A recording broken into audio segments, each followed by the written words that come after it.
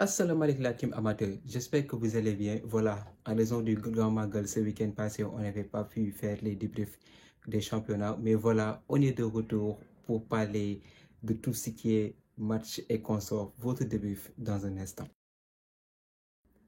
L'FC Barcelone qui se rassure et qui empoche les 3 points face au Rayo Vallecano sur le score de 2 buts à 1. Voilà. Le FC Barcelone qui est plus que jamais leader de cette Liga. Ils ont très bien démarré cette campagne 2024-2025 avec 3 victoires d'affilée comme la dernière fois pendant le week-end face à l'Atlético Bilbao. Donc on peut dire que Hansi Flick, depuis son arrivée dans cette équipe du FC Barcelone, on retrouve un projet de jeu cohérent. Voilà, aujourd'hui, vous savez qu'au Rayo Vallecano, c'est un match très difficile chez eux. Même le Real Madrid a du mal à gagner chez eux. Ils gagnent dans la souffrance. Donc aujourd'hui, ils ont été menés dès l'entame de match par ce but qui est arrivé très rapidement de la part des joueurs de Rayo Vallecano qui avaient mené le score qui avait très vite ouvert le score. Voilà, les Barcelonais ont été surpris d'entrée et je peux dire qu'ils ont eu des difficultés pendant la première période du fait que les joueurs de Rayo Vallecano, ils ont été solidaires. Voilà, ils ont été solidaires. Le projet de jeu était aussi cohérent. Sur le côté, je pense que Sissi, je ne sais pas comment il s'appelle, le chauve là, lui, chaque année, il vient, il joue le trouble fait contre le Real, le Barça ou bien l'Atlético. Ce sont ces bêtes, voilà, ce sont ces bêtes noires. À chaque fois, ils sont une top performance face au Real, Barça et Atlético Madrid. Franchement, ce chauve-là, moi, je le comprends pas. Donc voilà, sur les replis défensifs aussi, ils ont fait l'effort qu'il fallait. Les Barcelonais ont été un peu à difficulté à l'image de quelqu'un qui me fatigue. Quelqu'un que je ne comprenne pas. Ferran Torres, 45 minutes de jeu, impertinent. Ses accélérations, son jeu manquait un peu de feeling. Ses déplacements n'étaient pas du cohérent avec les appels, avec les...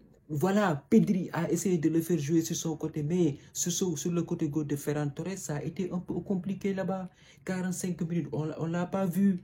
On ne l'a pas du tout vu.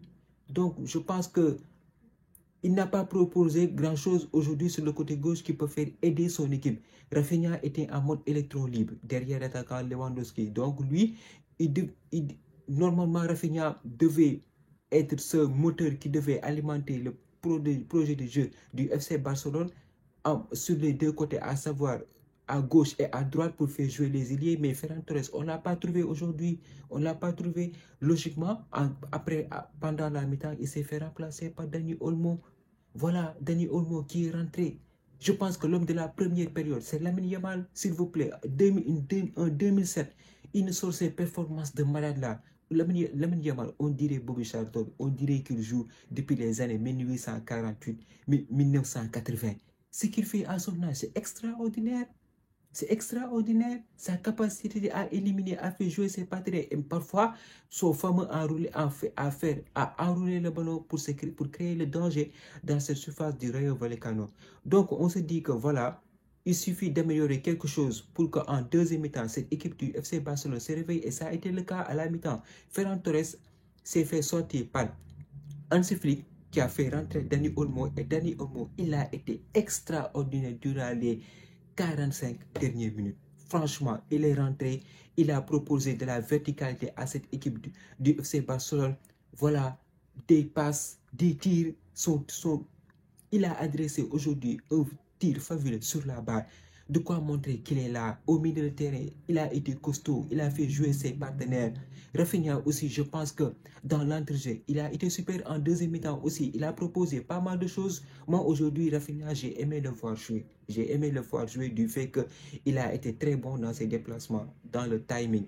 Voilà, même si en deuxième mi-temps, je pense que cette passe qu'il fait à Lewandowski, normalement, Lewandowski, il doit claquer ce but-là pour permettre l'égalisation à cette équipe du FC Barcelone. Mais Dani Olmo, quand il est entré, il a sorti le grand jeu.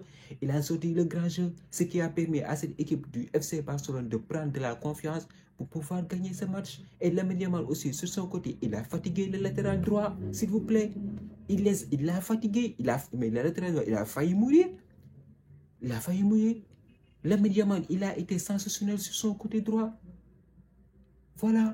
Donc, je pense que cette égalisation du FC Barcelone, il a été parfaitement mérité. Pedri qui donne le ballon à Rafinha et Rafinha le serre dans l'axe qui permet à FC Barcelone d'égaliser.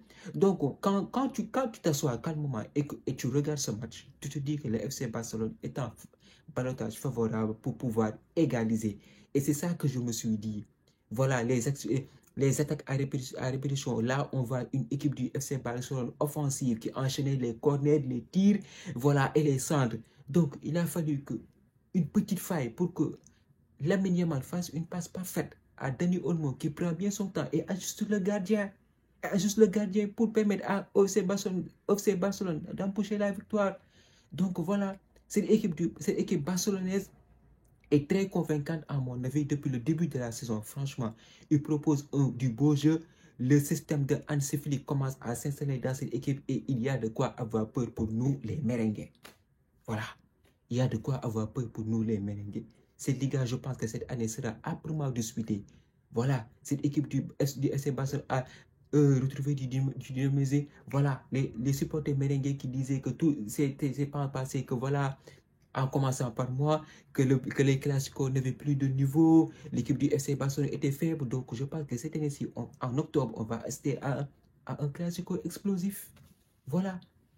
Du fait que l'attaque du Real aussi a du mal à suivre depuis l'arrivée de Kylian Mbappé. Je pense qu'ils vont jouer mercredi. Voilà, ils vont jouer mercredi. On va voir ce que ça va donner. On va voir ce que ça va donner. Mais en tout cas, cette équipe du Barcelone, il va falloir se méfier de lui.